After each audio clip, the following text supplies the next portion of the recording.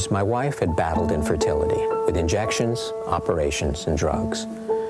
If nothing happened by the time she turned 40, she promised herself, she'd end the struggle of trying to beat the odds and bear a child. That spring, on her 40th birthday, she learned she was pregnant for the first time in her life. But the pregnancy was weak and started to fail. We followed the blood test closely and watched it slowly fade away. It seemed clear now. If we were ever to have a child, it would have to come from someone else's arms. How old are you now?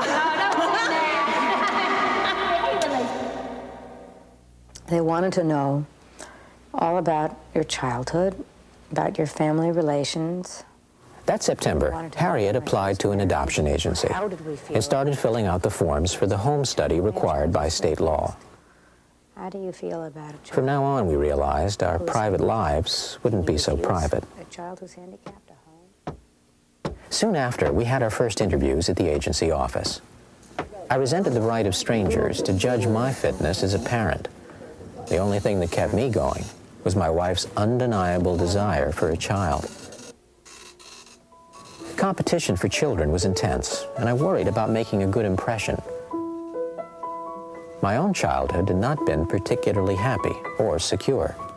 What was I supposed to say about that?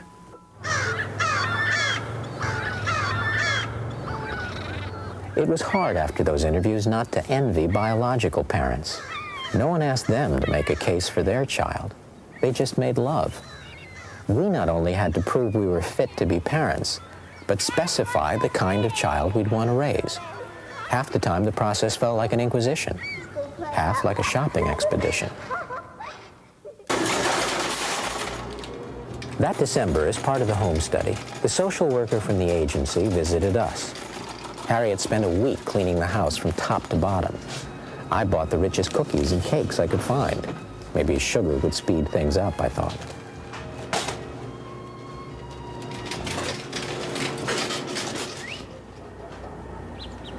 We told the social worker we decided we wanted to adopt a white, healthy, newborn baby from the United States. She told us we might have to wait 7 years.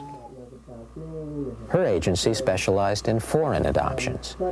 If we were in a hurry, it would really be up to us to find the child. Find a baby. How? We soon learned there were a lot of ways. You could advertise in a paper. You could work through a lawyer. You could ask all your friends. We also learned that whatever the source, most of the babies fell through. A friend told us of a woman who was due in 2 weeks. 3 days later, she rejected us because of our religion. Some acquaintances found a baby in Louisville they decided not to adopt. They left the country before giving us the number to call. An agency in Massachusetts offered us a little girl, fathered by the guard at a mental institution where the mother was a patient under heavy medication. This time we said no. Another agency in Miami wanted a picture of what the child's room would look like, and Harriet redid her office in wicker and lace for a baby girl. We found out later the agency had gone bankrupt and taken our deposit of over $1,000. I wrote to everybody I knew. I just gathered my address books. That fall, Harriet made plans for a 3-week vacation in India. Before she left, she cast one last net for a child. She felt hopeful. And I think I did have a feeling that kid is coming and that kid is coming sometime in the fall, probably, just because there's so many feelers out there, one way or another. You know, I was going to be celebrating Christmas and the New Year as a parent. A few weeks later, she got a call from a close friend in New York who had just heard of a possibility in Mexico and gave us a number in Guadalajara to call. A woman named Denise answered. She told us she was taking care of a young, unmarried woman from Oaxaca who had decided to give her child up for adoption when it was born in 6 weeks. It was a contact like many we'd had, exciting, but uncertain. Denise told us there were other people interested too. and we had no idea whom she would choose, or who she really was. But the calls continued. Nearly every other day there was some question Harriet needed to ask Denise, or some fact Denise needed to discuss with Harriet. No connection we had ever had lasted as long as this link to an unborn baby 2,500 miles away. I started referring to it as our umbilical cord to Mexico. It was odd. Since the beginning, we'd been expecting to find a white domestic child. Instead, we'd found a baby of another culture, another country, and another race. A chill went down my spine. Was it the fear of the unknown, or after 3 years of looking, had I finally felt the touch of a child?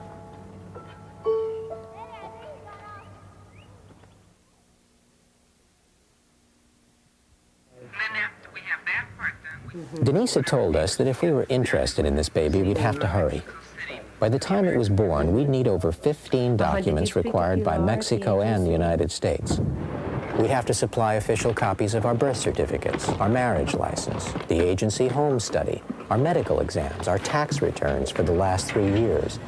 We'd need statements from bankers, friends, doctors, and the FBI that we were not criminals, or paupers, or bigamists, or secretly fertile and planning to have a baby of our own. We'd have to have each document copied 3 times, each copy translated into Spanish and notarized, each notarization stamped with the state seal of Massachusetts and certified by the Consulate of Mexico.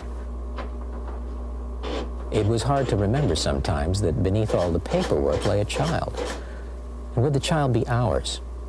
Denise had given us no assurances. In the beginning of October, Harriet left on her 3-week trip to India. The baby wasn't due for a month, and we'd stopped talking about our chances. But I noticed she had started a baby blanket. The next 2 weeks went quickly. Several documents still had to be translated into Spanish, and all the documents had to be certified and sealed. Then it was done. A tower of paperwork, 90 documents tall, and as heavy as any baby ever born, rose from the middle of my desk. There was nothing left to do but wait. That evening, I looked at some pictures of my childhood. By coincidence, it had been spent in Mexico. For 5 years, we'd lived there as American aliens, forced to petition the state for the right to rent a house, or go to school, or board a bus, and to experience almost daily mistrust for how we looked or where we came from. The prospect of adopting a Mexican child had reminded me of those times, and of the strength I had drawn from my family. Little by little, I'd let myself feel for this unborn child what I think Harriet had felt for every child we'd come across, the longing to give it love and a welcome in this world. I wondered what I would do if this too turned out to be one more baby that faded away. The following night, Denise called from Mexico. "Congratulations," she said. "You are the father of a baby boy." He'd been born a week early, but was in perfect health.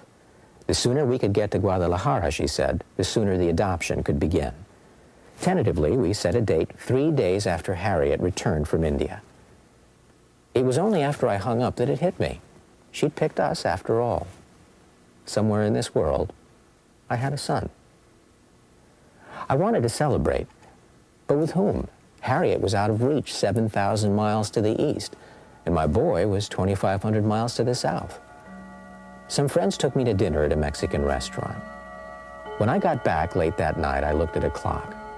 It would be 9 p.m. in Guadalajara and 10 a.m. in India. Not too late for a little toast.